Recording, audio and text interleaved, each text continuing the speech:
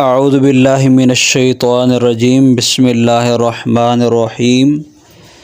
السلام علیکم ورحمۃ اللہ وبرکاتہ۔ تمام دوستوں کو ہمارے چینل قاری عامر قادری کے اندر خوش آمدید۔ ایک نئی تفسیر کی کلاس کے ساتھ آپ کی خدمت میں حاضر ہیں، اور اگر آپ بھی اس کلاس میں شرکت کرنا چاہتے ہیں، ہم قرآن پاک کی تفسیر جو ہے جس میں اہم آیات کا ہم انتخاب کرتے ہیں اور پھر اس پہ گفتگو کرتے ہیں اور اس کا شان نزول بیان کرتے ہیں۔ اگر آپ اس کلاس میں شامل ہونا چاہتے ہیں تو ہمارے چینل کو سبسکرائب کر دیں تاکہ آپ اس کلاس میں شامل ہو جائیں۔ ابھی ہم نے یہ تفسیر کا سلسلہ شروع کیا ہے، اس کی کوئی فیس نہیں ہے، فی سبیل اللہ، بس آپ کا ہمیں ٹائم چاہیے۔ اور ماشاءاللہ یہ جان کر اب وہ خوشی ہوگی کہ بہت سارے لوگ اس کلاس میں شامل ہو رہے ہیں۔ اللہ جتنے دو شامل ہو رہے ہیں، جہاں سے بھی ہو رہے ہیں، اللہ سب کو جزائے خیر عطا فرمائے۔ دوستو، بات لمبی ہو رہی ہے، ہم اپنے سبق کی طرف چلیں گے۔ تو آج ہم نے سورۃ البقرہ کی آیت نمبر 104 کا انتخاب کیا ہے۔ وہ آیت کی تلاوت پہلے کرتے ہیں اور پھر اس کے بعد اس کا ترجمہ اور اس کی تفسیر یعنی شان نزول بیان کریں گے۔ اللہ تبارک و تعالی جل شانہ نے ارشاد فرمایا، یا ایھا الذین آمنوا لا تقولوا راعنا وقولوا انظرنا واسمعوا وللکافرین عذاب علیم۔ یا ایھا الذین، اے ایمان والو، یعنی اللہ ایمان والوں سے مخاطب ہے۔ جب ہوتا ہے یا ایھا الذین تو پھر اس کا مخاطب جو اللہ کا عام لوگ ہوتے ہیں، یعنی پوری دنیا سے گفتگو ہوتی ہے۔ اور جس آیت میں آئی یا ایھا الذین آمنوا، یہ اللہ پھر صرف ان سے خطاب فرما رہا ہے جو صرف ایمان لے آئے ہیں۔ لا تقولوا راعنا، نہ کہو راعنا، وقولوا انظرنا، بلکہ کہو نظر فرمائیے، نگاہ فرمائیے، واسمعوا، اور پہلے ہی غور سے سنیں، وللکافرین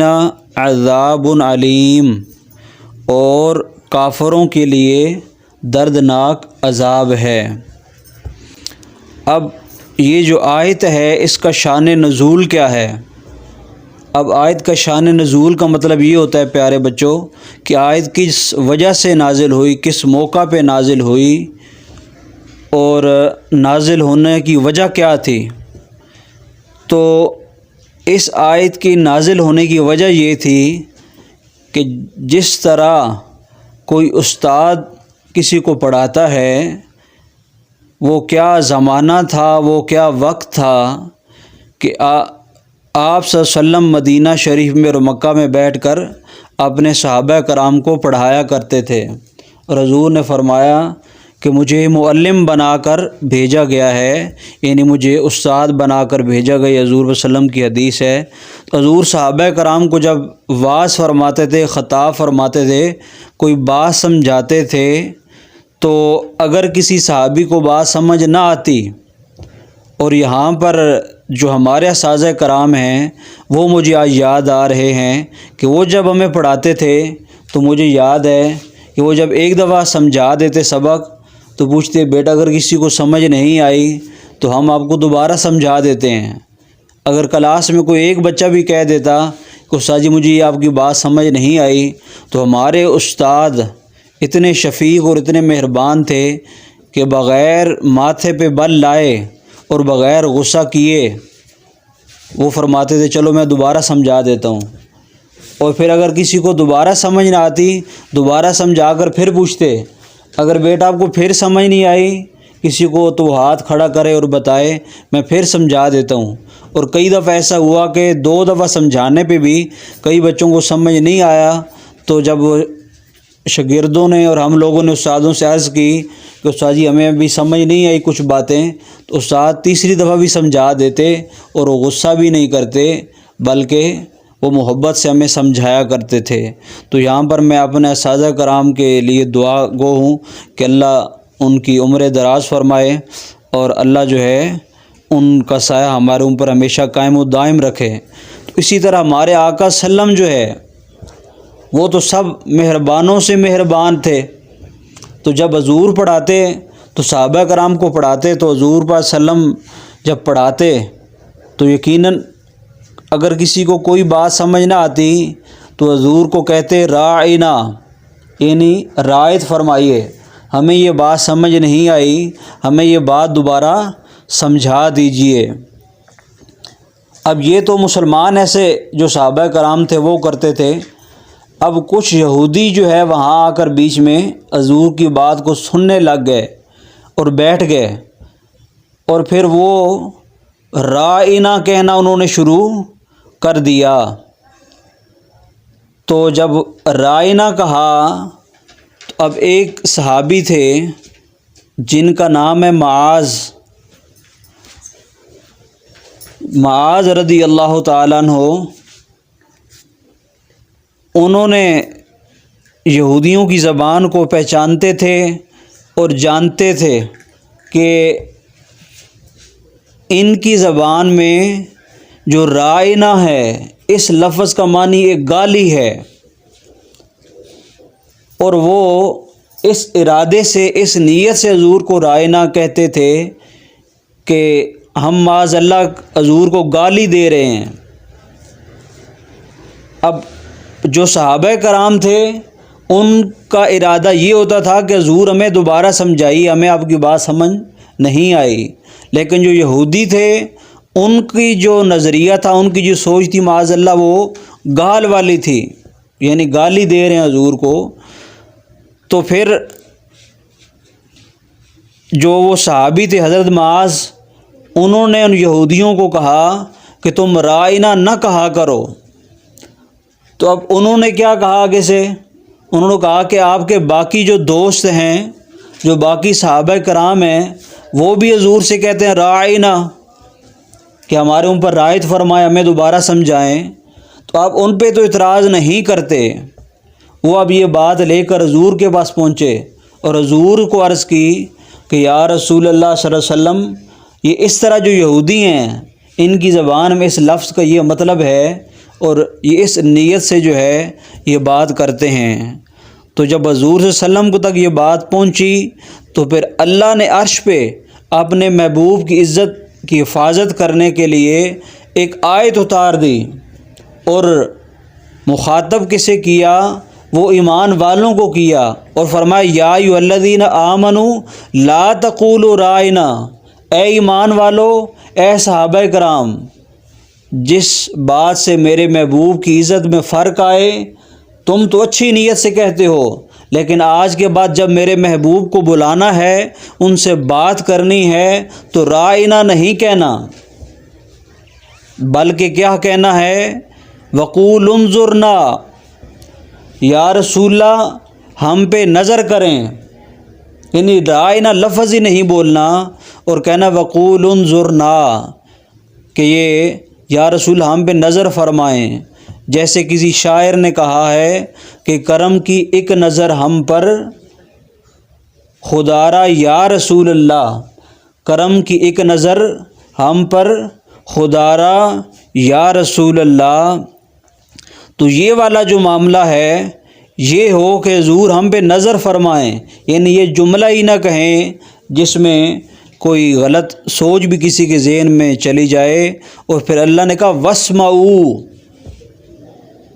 یا فرمایا کہ پہلے غور سے سنو، تاکہ آپ کو ضرورت ہی نہ پڑے کہ حضور کو کہا جائے کہ آپ اس چیز کو دہرائیں۔ یعنی یہ صحابہ کرام کو کہا جا رہا ہے کہ پہلی دفعہ ہی غور سے سنو، تاکہ آپ کو کہنا ہی نہ پڑے کہ ونظرنا انظرنا، یہ آپ کو کہنے کی ضرورت ہی نہ پڑے، بلکہ پہلی دفعہ ہی غور سے سنیں۔ تو یہاں پر مفسرین کرام نے لکھا ہے کہ ایسے الفاظ جس میں حضور پاک صلی اللہ علیہ وسلم کی عزت پر تھوڑا سا بھی فرق آتا ہو، ایسے الفاظ جو حضور کی شان کے خلاف ہوں، وہ کہنا وہ حرام ہیں۔ جیسے کچھ چیزیں ہمارے لیے حرام کر دی گئیں، فرمایا ایسے ہی ایسے الفاظ جن میں حضور کی عزت میں فرق آئے وہ کہنا حرام ہے، اور اگر وہی الفاظ جان بوجھ کے حضور کے لیے بولے جائیں جن سے حضور کی عزت میں کمی آئے تو پھر وہ الفاظ بولنا کفر تک انسان کو پہنچا دیتا ہے۔ اور یہاں پر جیسے حضور صلی اللہ علیہ وسلم کے بارے میں کوئی ہلکا لفظ، ہلکا جملہ بولنا وہ حرام ہے، ناجائز ہے، اسی طرح اللہ کے بارے میں کوئی ایسا جملہ یا اللہ کا ایسا نام لینا، جیسے مفسرین کرام نے لکھا ہے کہ لوگ اللہ کو میاں کہتے ہیں، اور جو خاوند ہوتا ہے اس کو بھی عورتیں بعض علاقوں میں میاں کہتی ہیں کہ یہ میرا میاں ہے۔ اب میاں کا معنی جو ہوتا ہے وہ ہوتا ہے مالک۔ اب اگر آپ میاں کو بھی وہی الفاظ دے رہی ہیں یا دے رہے ہیں تو خدا کو بھی اسی الفاظ سے پکار رہی ہیں، تو یہ پھر اللہ کی عزت کے خلاف ہے۔ اس لیے ایسے الفاظ سے اللہ کو یاد نہ کیا جائے جو ہم عام لوگوں کے لیے استعمال کرتے ہیں، بلکہ اللہ کو جب یاد کیا جائے تو اللہ تعالیٰ کہہ کے پکارا جائے، اللہ عز و جل کہہ کر پکارا جائے۔ تو حضور کو بھی جب یاد کیا جائے تو اچھے الفاظ کے ساتھ، اور جب اللہ تعالیٰ کو یاد کیا جائے یا پکارا جائے تو یہ جو لوگ اللہ میاں کہتے ہیں، بعد اب اللہ کے ساتھ میاں لگا دیتے ہیں، اللہ میاں کی جگہ ہمیں اللہ تعالیٰ جو ہے اور اللہ عز و جل اس طرح کے جو پاکیزہ القابات ہیں وہ لگانے چاہیے۔ اور اللہ نے پھر آخر میں فرمایا وَلِلْكَافِرِينَ عَذَابٌ عَلِيمٌ، اور جو کافر ہیں یعنی جو یہودی ہیں، اب یہاں سے مراد وہ ہیں، پہلے تو اللہ نے ایمان والوں کو کہا کہ تم رائنا کہتے ہو، تمہارے کہنے میں کوئی بری بات نہیں ہے، لیکن یہ جو یہودی ہیں پھر یہ کہتے ہیں کہ ہم نے بھی رائنا کہنا ہے، لیکن ان کی نیت یہ ہوتی ہے کہ ہم حضور کو معاذ اللہ برا بھلا کہیں، اور آپ بھی رائنا نہ کہیں بلکہ وقول انظرنا، یا رسول صلی اللہ علیہ وسلم ہم پہ نظر کرم فرمائیں، یا فرمایا پہلے غور سے سنیں، اور فرمایا وَلِلْكَافِرِينَ عَذَابٌ عَلِيمٌ، اور جو کافر ہیں یعنی جو یہود و نصارہ ہیں جو حضور کو معاذ اللہ اس طرح برے الفاظ تو اچھا استعمال کرتے ہیں ظاہری طور پہ، لیکن نیت بری رکھتے ہیں یا ان کے نزدیک اس کا مطلب کچھ اور ہے، تو پھر ان کو جو ہے سزا ملے گی اللہ کے پاس، عذاب علیم، ایک دردناک عذاب اللہ تعالیٰ نے ان کفار کے لیے تیار کر کے رکھا ہے۔ تو یہ ہے دوستو آج کا سبق۔ آپ نے سنا کہ کس طرح اللہ نے اپنے محبوب علیہ الصلاۃ والسلام کی عزت کی، حفاظت کی، اور ہم اس صحابی کے لیے دعا کرتے ہیں۔ صحابی تو رضی اللہ تعالیٰ اللہ سب سے راضی ہے، اللہ اس صحابی کی درجات اللہ مزید بلند فرمائے۔ حضرت معاذ رضی اللہ تعالیٰ عنہ کے کہ انہوں نے کس طرح حضور کی عزت کی حفاظت فرمائی، تو اللہ ہمیں بھی حضور پاک صلی اللہ علیہ وسلم کی عزت پر مر مٹنے کی توفیق دے۔ جب تک نہ مر مٹوں خواجہ بطحا کی عزت پر، تب تک شاید کامل میرا ایمان ہو نہیں سکتا۔ اللہ جتنے بھی مجاہدین ہیں جنہوں نے حضور کی خاطر اپنی جانیں قربان کی ہیں، اللہ سب کی قبروں پر رحمت نازل فرمائے، اور اللہ ہمیں ان کے نقش قدم پر چلنے کی توفیق عنایت فرمائے۔ اگر آج کی ویڈیو آپ کو اچھی لگی ہے تو ہماری ویڈیو کو لائک کر دیں، اور اگر کوئی آپ کا اسلامی سوال ہے تو کمنٹ کر کے ہم سے سوال بھی کر سکتے ہیں، اور اگر اس کلاس میں شامل ہونا چاہتے ہیں تو ہم آپ سے یہی گزارش کریں گے کہ ہمارے چینل کو سبسکرائب کر لیں، اور روزانہ انشاءاللہ جو ہے ہفتے میں 5 دن ہفتہ اتوار کے علاوہ آپ کو ویڈیوز ملتی رہیں گی، اور اسی طرح جو ہے پیارے پیارے بیان آپ کو سننے کو ملیں گے۔ اللہ تعالی ہم سب کو حضور صلوات و سلام کی عزت کی حفاظت کرنے کی توفیق دے۔ ایک نئی ویڈیو کے ساتھ آپ کے ساتھ ملاقات ہوگی، تب تک کے لیے اللہ حافظ۔